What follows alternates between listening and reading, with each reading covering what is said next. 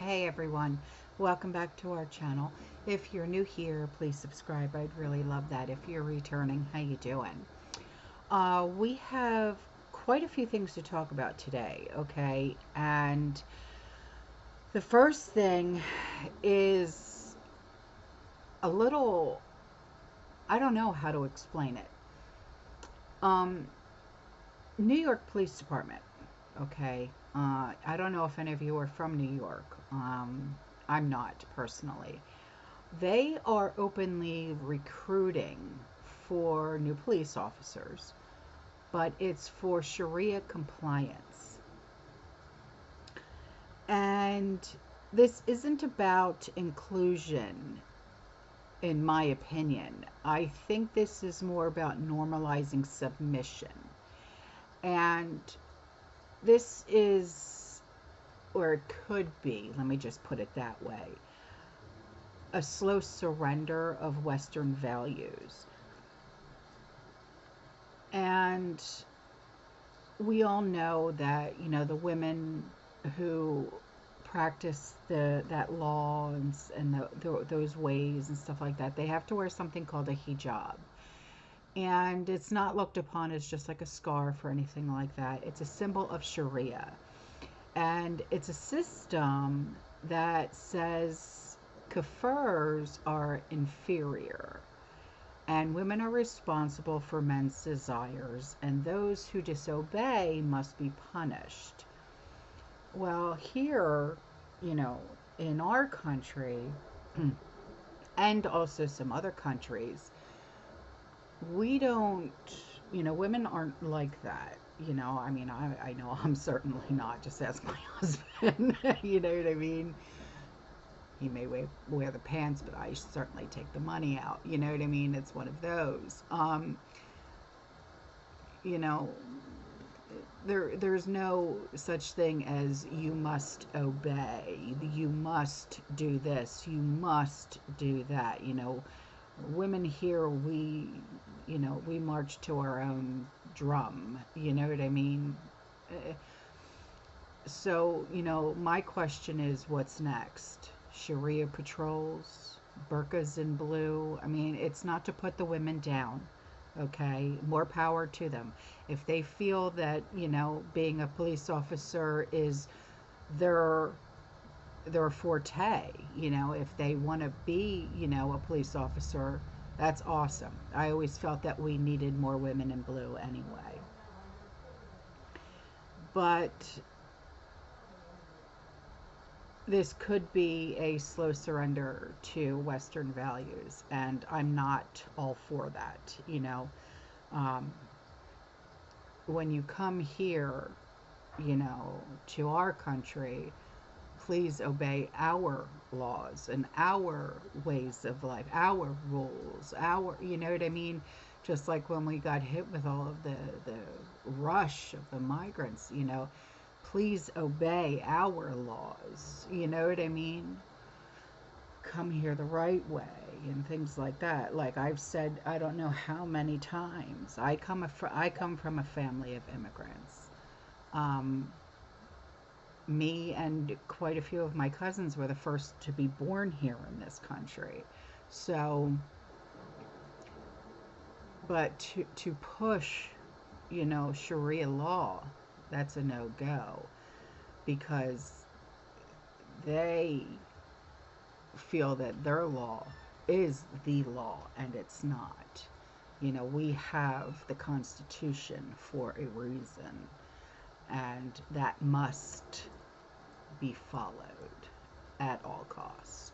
I've been wearing hijab for 15 years as an NYPD member of service, and I'm super proud of this department of where we came. We came from where there was barely any Muslim officers to where we have over 1,200 members of service and over 10 ladies wearing hijab as a member of service, uniform member of service. And I think that's awesome. And I'm looking forward for another 100,000 ladies wearing hijabs in the near future as an NYPD. I also want to say a message to the sisters in the room. Wear your hijab, sisters. Be confident in it. Don't let nobody tell you different. Wear it with pride. right? Because remember, we wear it for Allah subhanahu wa ta'ala first, and everything else is going to fall in place. It's okay to be different. It's okay. New York City, we are all different in here. Nobody is same. So be comfortable, wear it with confidence. Don't feel like your hijab has to stop you from going advancement in your career, in your dreams. Anything you want to do, you can do it. And again, I say this with all true sincerity because I'm a mother of 3 girls myself. Your hijab does not stop you from doing anything. I'm standing here, look at me. I'm here. I can do it, you can do it, right? So if I can do it, any of you ladies can do it and do better than me. Don't let nobody tell you you can't, you can. The word I can't does not exist in your vocabulary, okay? So I'm not going to take up too much time, but I love you all, and I'm so excited for you guys to be here. Assalamu alaikum, thank you.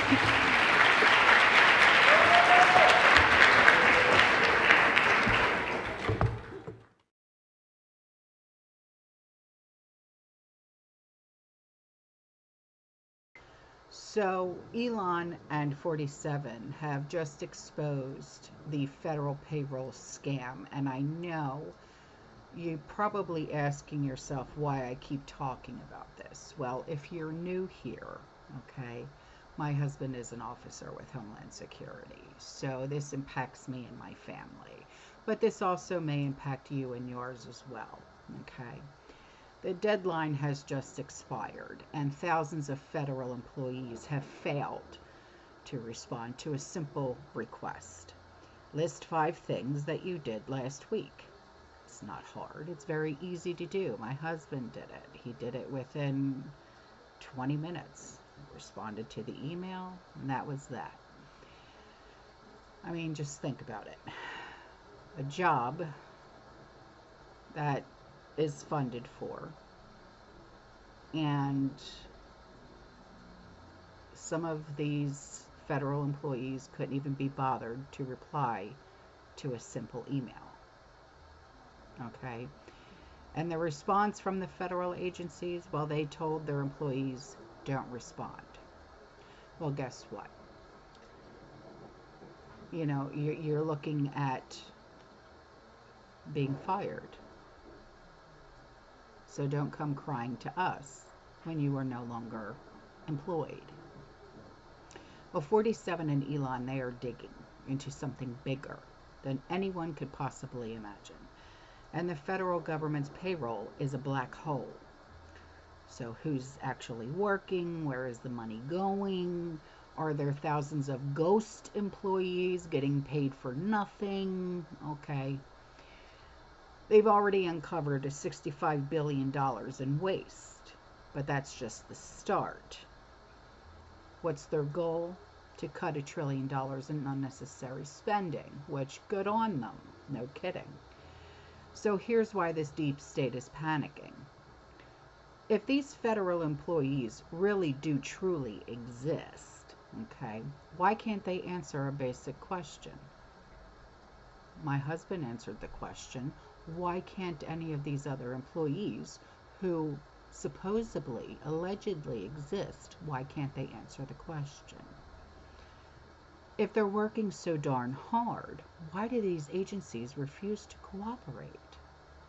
It's not that hard. A child could do it. If the system is not corrupt, why is there a cover-up? Okay? And this is coming from someone who's been married to an officer. Okay? We're married 29 years. He's been working for Homeland Security for 22 years. It's not that difficult. And get this. Musk and President Trump are giving them one last chance. So listen up, if any one of you are government employees. Those who don't respond again, you will be terminated. This will be your resignation. So respond to the damn email. It's not that friggin' hard. Think about what makes sense and what this actually means. For years, they said, we must fund the government agencies that are bloated, ineffective, unaccountable. But the truth is finally coming out. We're funding a system that doesn't even know who works for it. I mean, unless you truly do know the person or people who work for them, like I do. We are paying for people who might not even exist. We are watching bureaucrats refuse to justify their own jobs. Okay? Now, don't mistaken me. I did not call my husband a bureaucrat. I'm just saying. My husband does work for the government. He is an officer. And well, I can't say that he loves his job, but he does like his job. And honestly, if it wasn't for the health care benefits, I would be up shit's creek without a paddle, okay? Because as you guys know, I'm 100% disabled. And we do have very good health benefits. But yet, these same agencies, this is what they want. They want to lecture about paying your fair share, expand their power over our lives, keep demanding more money, more control, zero accountability. Well, your time is up, my love, okay? We're digging, we're finding, and we're putting your ass on Front Street, okay? This is why 47 is unlike anything we've ever seen in modern history. Like Douglas Murray said, what Trump is doing is unlike anything we've ever seen. He is challenging a system that was never meant to be challenged. And now with Elon in the picture, exposing the rot from within, the entire deep state is on edge. The question is, will Americans finally demand accountability? And that's exactly what we're doing. Because when you have content creators who do as much digging as we do, and we show you exactly what's going on, then you start to question everything, just like we are questioning everything. With the amount of research that I do, this shit literally keeps me up at night because I don't want to stop researching.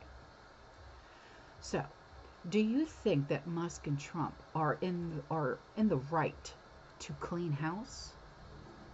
Should these federal workers be fired if they can't justify their jobs by simply responding to an email? That's all they're asking for. Respond to the freaking email. That's it. Ducey joins us with the detail. Good morning, Peter. Good morning. The response rate was pretty low to that email, considering that the Office of Personnel Management told the people that they manage, federal workers, they did not have to reply to it. It was optional to send back 5 things that they did last week. And so now Elon Musk is saying the email request was utterly trivial, as the standard for passing the test was to type some words and press send. Yet, so many failed even that inane test, urged on in some cases by their managers. Have you ever witnessed such incompetence and contempt for how your taxes are being spent?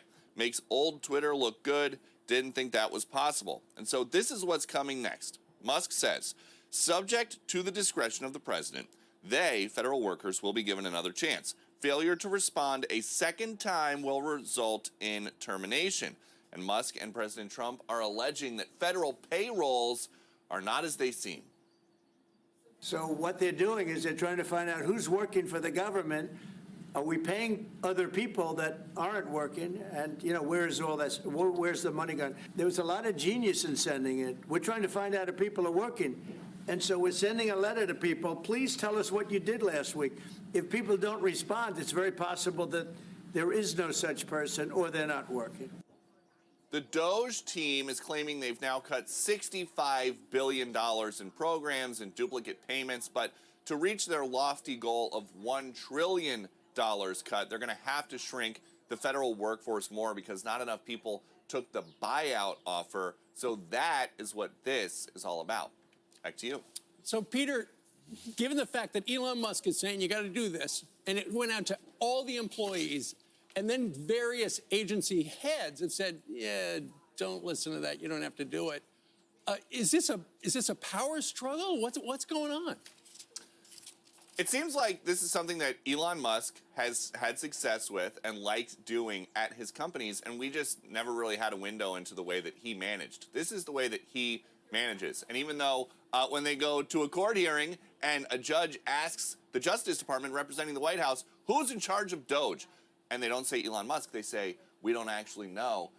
It is Elon Musk just trying to, more than anything, it seems, make a point about the way that these bureaucracies are run. And none of the federal agencies have said to their employees, don't ever write back, this is the wrong thing. They just want to coordinate their responses. So in many cases, it seems like when there is sensitive information or classified stuff that, or names of sensitive people that they don't want getting out, they're just all going to send back the same thing. The people that work at the CIA are going to send back the same 5 things. Same at FBI, same at DNI. Stuff that it seems like that's where this is going. So here's a name you haven't heard in a while, Luigi Mangione. Okay? He's the 26-year-old that was accused and allegedly gunned down the United Healthcare CEO, Brian Thompson. Well, now he has a problem. He's getting too much fan mail. Yeah.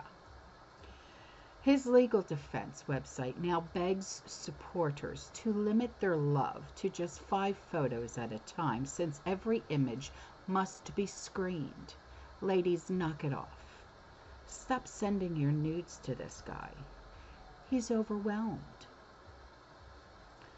So apparently, even alleged killers have an inbox that is overflowing. Despite facing these charges that he's facing, that could bring death penalty. Mangione's defense fund has already raked in over $615,000. Would you mind sharing the love, my friend? Yeah. So the former Ivy League student from a wealthy Maryland real estate family allegedly shot Thompson outside of a Manhattan hotel room on December 4th, before being busted 5 days later at a McDonald's in Altoona, Pennsylvania. My thoughts, he's a patsy, but I'll go on. And at his latest court hearing, fans were waiting outside for hours in freezing temperatures just for a glimpse at Luigi. Luigi, over here, look at me, look at me. Yeah. Who needs Hollywood heartthrobs when you've got true crime? Give it a rest, ladies. This is as close as you're ever going to get to this guy, okay? Why don't you do yourself a favor? Write him a letter and ask to tell him his story, and then write a book. Seriously. Get a life. Anyway, I'm out of here. I will see you guys in the next one, okay? You stay safe, you stay positive, you keep prepping, and as always, fear less. Ciao.